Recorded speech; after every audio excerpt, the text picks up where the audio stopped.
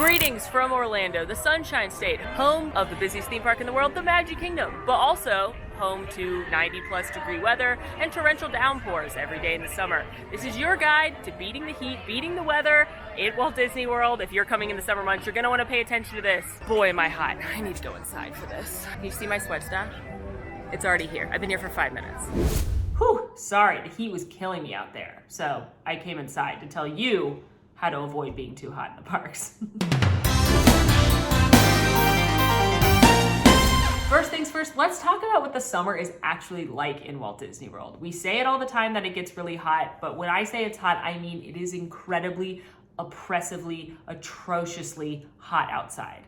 The average temperature throughout the summer here in Orlando is in the 90s. And even if you're like, oh, it's 90 where I'm from, it's not the same because the average humidity is around 80% here. It is hot, it is sticky, it feels like you have walked into a sauna when you step outside. In addition to the heat, you also get to deal with hurricane season in the summer. Hurricane season starts in June, it runs through November with the peak of it being around August, September time, which means that pretty much every day in the summer, the humidity builds up and it torrentially downpours for about 30 minutes or an hour in the afternoons. It typically goes away, but then you're left with even more humidity. So a lot of people tend to get very scared of those thunderstorms. They tend to think that it's gonna rain for the rest of the day, but it usually doesn't. It usually rains for 30 minutes or an hour and then it's gone and it's done. So as long as you have a plan, knowing it's probably gonna rain, you can tackle the parks, which is what we're here to do. We are here to tackle the heat, tackle the rain, and make sure that those things do not trip you up on your Disney or Universal vacation.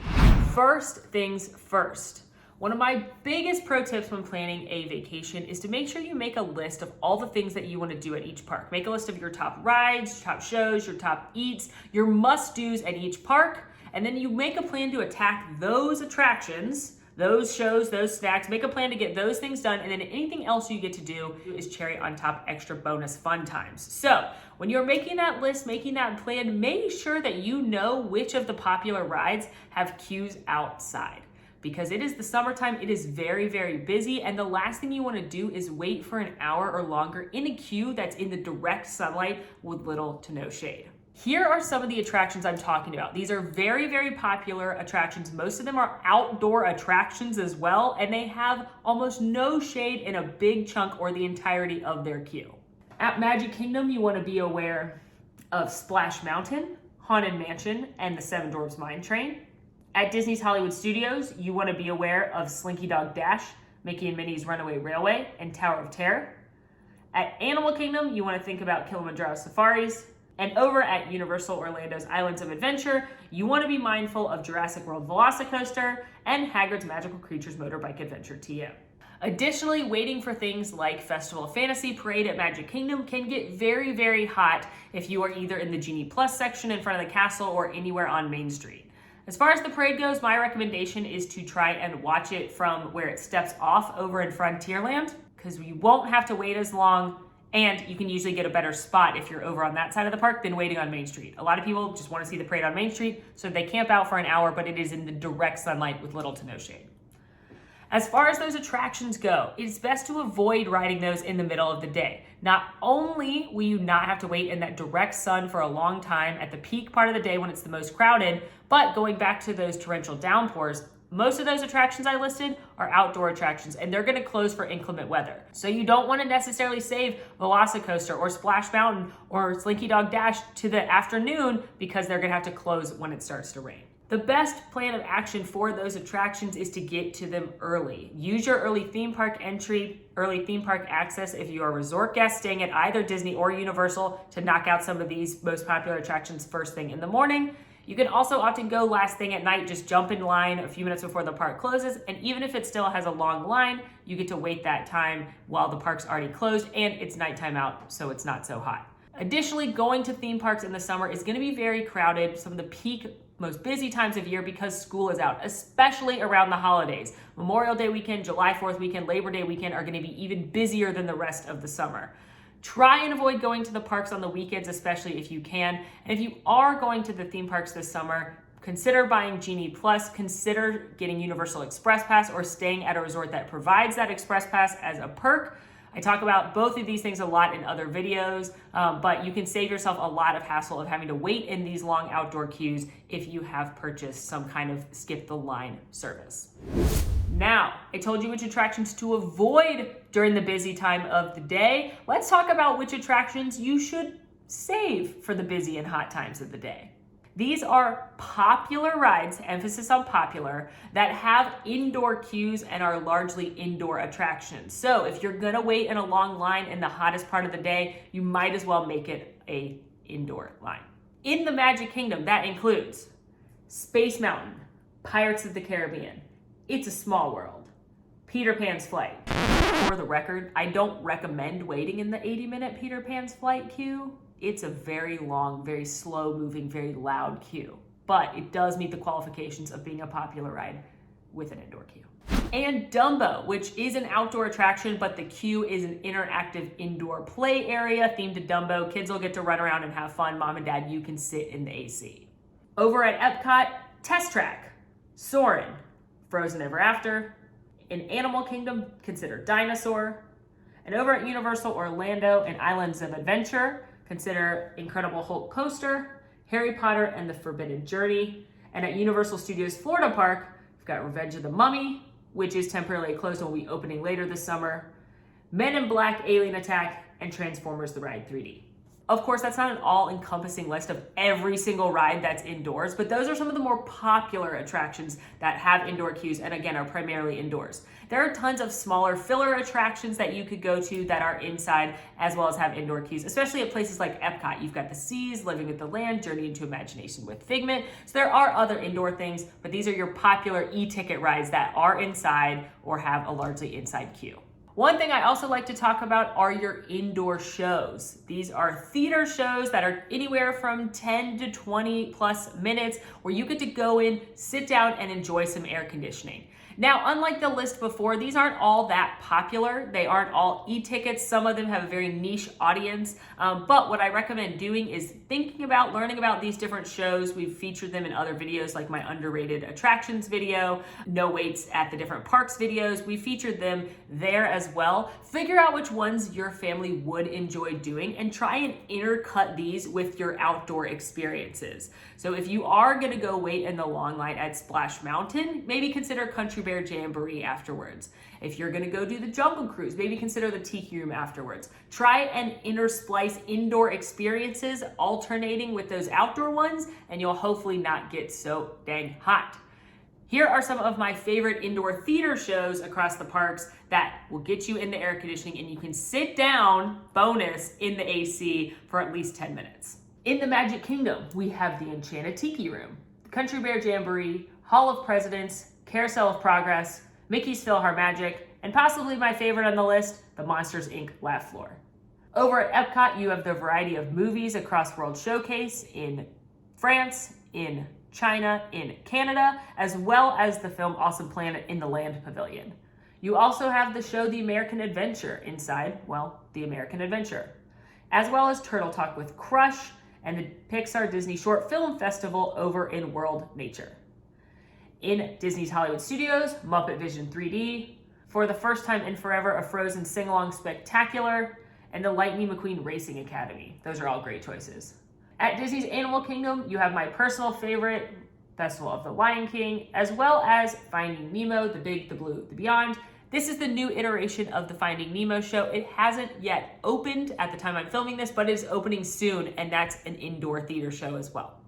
And lastly, over at Universal Studios Florida, you've got the Bourne Stunt Spectacular, the Horror Makeup Show, the DreamWorks Destination Dance Party, and in Islands of Adventure, Poseidon's Fury.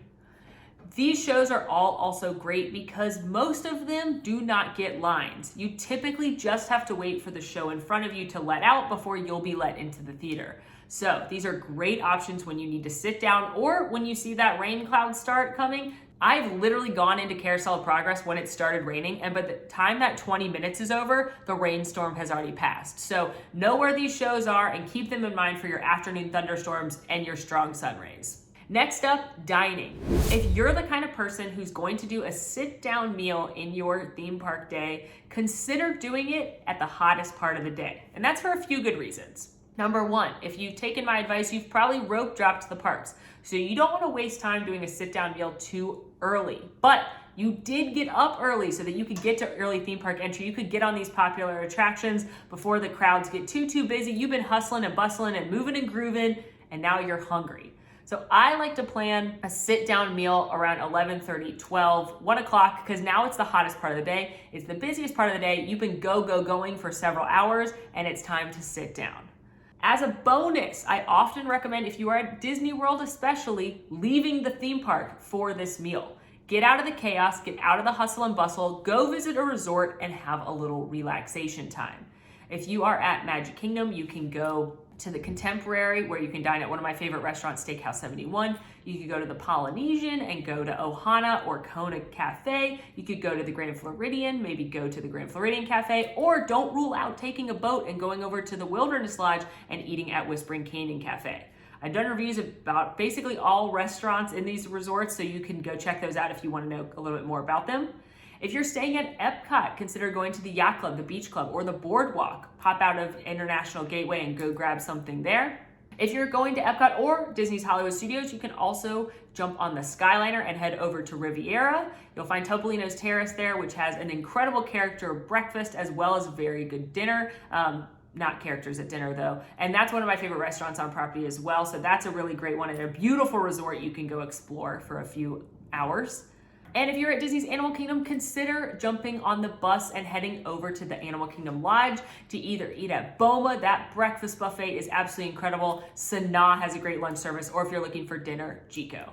But no matter what, consider a sit-down meal in the middle of the day when it's the hottest, tiredest, crowdedest part of the day. Consider that to be your sit-down meal time. The other option would be to consider late afternoon, do like an early dinner, because you might be able to avoid one of the rainstorms that way, but I typically go for that like late morning, early afternoon meal as both a way to get out of the heat and a reward for rope dropping and knocking out a lot in the morning. If you are not the kind of person who's gonna do a sit-down meal, here is a list of some popular quick service restaurants inside all the theme parks that are indoors and have indoor seating. You'd be surprised at how many restaurants primarily have outdoor seating or very limited indoor seating. And if you're trying to beat the heat, the last thing you want to do is eat likely a hot meal sitting out in that Florida sun. In Magic Kingdom, you can check out Pecos Bill's Tall Tale Inn and Cafe, Cosmic Ray Starlight Cafe, or the Columbia Harbor House. Over at Epcot, consider Connections Eatery and Cafe or Regal Eagle Craft Beer and Smokehouse. At Disney's Hollywood Studios, you could go to Backlot Express, ABC Commissary, or Docky Bay 7. And in Disney's Animal Kingdom, perhaps Satu'li Canteen, my favorite, go get some cheeseburger pods, or Restaurantosaurus. If you're at Universal Orlando, some of my favorites are the Three Broomsticks and the Leaky Cauldron. Those are both located in the two sections of the Wizarding World of Harry Potter. I also really like Burger Digs, which is located in Jurassic Park. But as a huge tip, order early. I often say to avoid eating at peak meal times because the restaurants are very busy, and that is true. But in this case, we are trying to avoid the heat, which means you probably want to eat at peak meal time sometime between 12 and 2. These restaurants get very, very busy, so mobile order as soon as you get into the park. You can always change the pickup time on your mobile order, but there's nothing worse than going in to mobile order your lunch because you're hungry right then and seeing that the next window isn't for 30 minutes or an hour. And I promise that happens at all of these places. Even though they're big, even though they can accommodate a lot of guests, it's busy and it's hot and people want to do the same thing you do. So save yourself that headache and mobile order early. That way you have your lunchtime locked and loaded. And again, you can edit it if you're on another ride, you decide you don't want to eat there, whatever it is, you can cancel the order or you can change the time, but at least you've locked in a good one. Also, continue to mobile order. They have started opening up several registers for people to just pay as normal, as compared to when the parks first reopened from the closure, and up until very recently, it was pretty much all mobile order. But please still mobile order. It goes so much faster. I promise you, at both Disney and Universal, they have mobile order at several different locations. Most of the places I just listed all offer mobile order, and it will save you a lot of headache when you can just walk in, grab your stuff, and you're good to go. Very similarly to going to a resort to have a meal, another great thing that a lot of people love to do is just head back to their resort for a little swim, for a little nap, for a little change of clothes because you're sweaty. When you are especially staying on property at either Disney or Universal, it's very convenient to go back to your hotel. Now, I don't mean so convenient that you can dash there and back in an hour. That's probably not the case most of the time. However, if you are staying on property at one of their hotels, you'll have free transportation or you're walking distance from the parks. You can go back to your hotel. You can take a little swim, you can take a nap, you can eat, you can recharge, refresh, and then head back to the park when it's a little bit cooler after that rainstorm ideally, and you can watch the nighttime entertainment. This is a thing that a lot of people do. They love to get up early, rope drop, knock out a bunch of stuff, go back, enjoy yourself, relax for a little bit, and then head back in the evening. Most people cannot go rope drop to park close 4 or 5+ days in a row over and over and over again in this heat.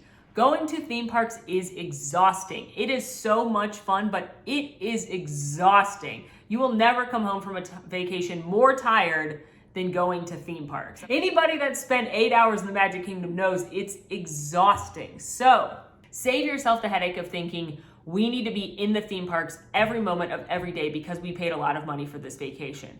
You did pay a lot of money for that vacation, so you should enjoy it. And I promise one of the best ways to avoid meltdowns from both the kids and the adults is to have some relaxation time. So plan a resort day where you're just gonna hit the pool and eat at the resorts.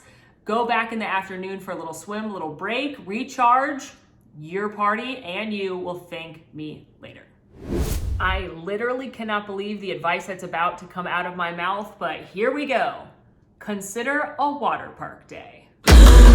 I know, I'm the queen of hating water parks, and that has not really changed. But I recently spent a day both at Volcano Bay and Typhoon Lagoon for different events, and I can concede that I understand why people like them, more so with Volcano Bay. Volcano Bay fixed a lot of the problems I don't like about water parks in general.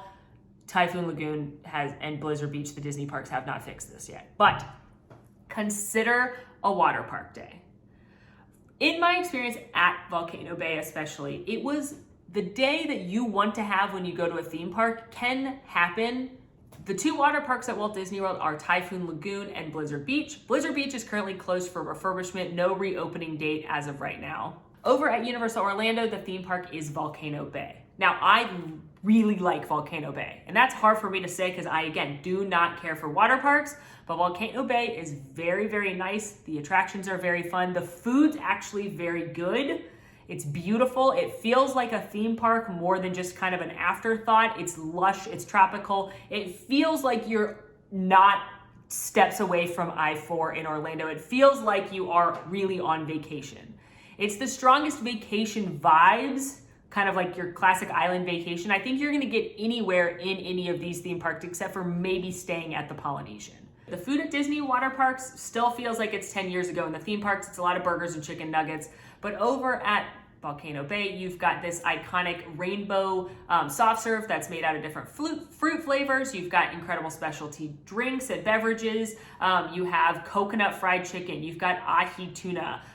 You've got some poke. You have Hawaiian barbecue. It is very, very good quality food. They also have solved the problem of having to wait in line for attractions because everybody gets a complimentary tapu tapu when they enter the park, which allows you to reserve your spot in line at the big things like the Krakatoa water coaster, some of the bigger slides. You can go enjoy the wave pool. You can go enjoy the lazy river. You can go enjoy the not so lazy river, the ferocious river. That's my favorite thing there. You can enjoy laying on the beach. And then when it's your time to ride, you don't have to wait in line. You also don't have to carry your inner tube on most of the attractions, which chef's kiss.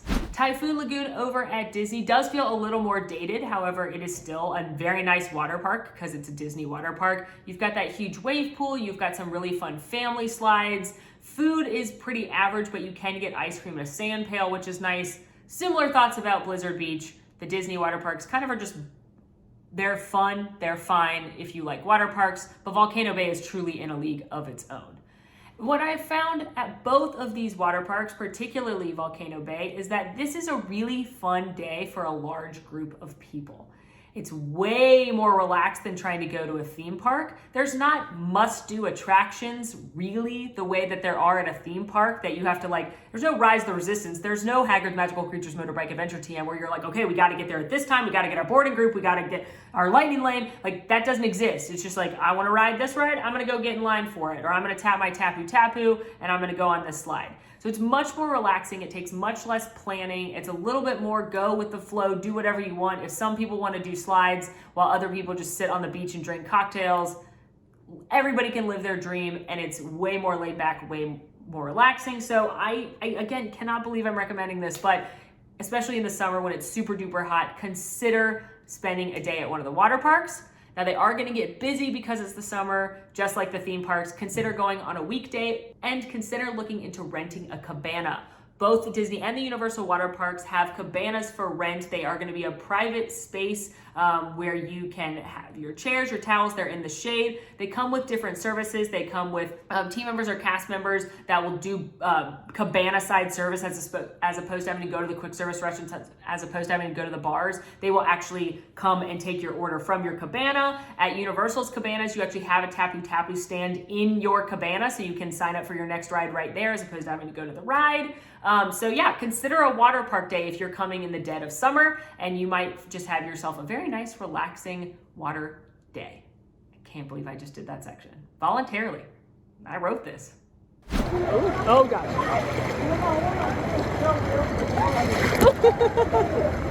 Next up, this is Molly's packing list. These are things that you might want to consider packing to survive the rainy, sunny seasons. These are things that I highly recommend bringing from home because while you can acquire several of these things in the theme parks, they are going to be theme park prices, and you can get them a lot cheaper at your local Walmart, Target, Amazon, what have you. So come prepared with these items. Even if you think you don't need all of these things, I bet that more of them will come in handy than you expect. Sunscreen seems obvious, but make sure to pack your sunscreen. A hat. I like to always carry a ball cap in my bag, which not only can protect my skin from the sun, but I bust it out every time it's raining to put my hair into. Speaking of rain, make sure you bring your rain jackets and your ponchos. Even if the forecast doesn't predict rain, I promise it will at least one day, if not every day of your summer vacation. Buy those cheap ponchos and stick them in your bag. They don't take up a lot of space, and you can always recycle them when you're done with them, or pack rain jackets. Also, waterproof shoes. I usually wear waterproof shoes in the summer just to navigate those Florida downpours, or you can pack them in your bag, as well as an umbrella. I find umbrellas less helpful than a rain jacket and a hat, but they're always nice to have, especially you can get those little compact umbrellas and stick them in your bag. For my ladies, I will shout it again, bring your slip shorts. These are comfortable shorts that go under skirts and dresses to avoid chafing. They have saved my life, and I will scream about the good word of slip shorts for the rest of time. I also advise everyone to bring an anti-chafing stick. My personal favorite brand is Mega Babe, just because there's nothing worse than chafing at a theme park. There's no way to take me down faster than chafing. Don't forget comfortable shoes. This is important anytime, but especially during the summer where your feet are sweaty and sliding about in those shoes. Make sure they are nice and broken in because you're going to do a lot of walking. Also, make sure to bring your own moleskin and band-aids. This is in case of blisters. You can get this for free at First Aid, but there are times you are very far from First Aid and you probably don't want to walk all the way there to get a band-aid.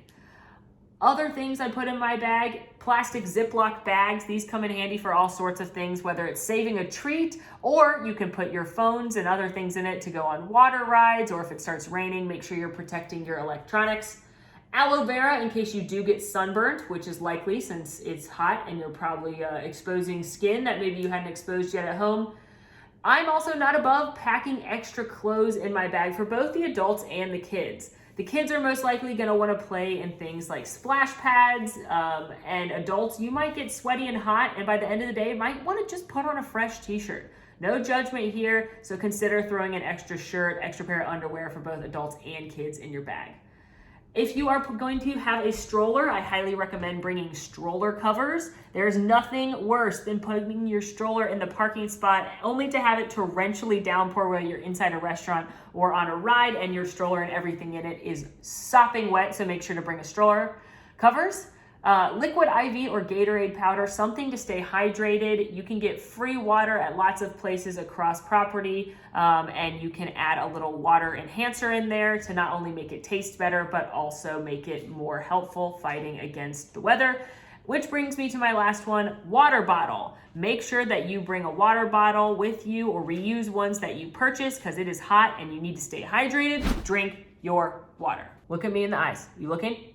Drink water. I'm saying it to myself as much as I'm saying it to you because I tend to think that iced coffee is water. It's not. Do as I say, not as I do. Drink water. Drink Powerade. Drink something that's not soda, that's not coffee often throughout your vacation. Take advantage of water bottle refill stations. Take advantage of free water at quick service locations. You don't even have to be buying anything there. Just go to a quick service location and ask them for a cup of water and they'll give it to you. I am not kidding when I tell you the amount of times that alpha units, medical units, have to be called during the summer because people have passed out or have heat exhaustion or getting heat stroke is astronomical. I see it literally almost every single day in the summer, and that's just me seeing it. I don't even know how many people they've called throughout the whole park. The Florida sun is no joke. There would be no easier way to take your day from fun and magical to just downright sad than having someone have to go to first aid or worse because of heat exhaustion. So take these tips I'm giving you seriously. Make sure you're drinking as much water as possible. Drink more water than you think you need to. Again, have that liquid IV, drink those electrolytes, get Powerade when you need it, but make sure you and your kids and everyone is hydrating. You know what else isn't water? Beer. Especially listen to me, if you are drinking around the world at Epcot, if you are at a festival, if you are having a good time, alcohol isn't water. I don't care that there's ice cubes in your cocktail, okay? Frozen cocktails are not water. Make sure you are adding in water when you are drinking around the world and just existing in theme parks. It is miserably hot and you are not prepared for it. I say this as someone that goes to the theme parks almost every single day. It is hot. Drink your water. Whew. Feel a lot more prepared now that we have gone over the best ways to beat the heat, beat the rain, hide from the weather here at Walt Disney World. Share your favorite down in the comments. In the meantime, friends, go check out my Summer 2022 Update News Show. It's been magical.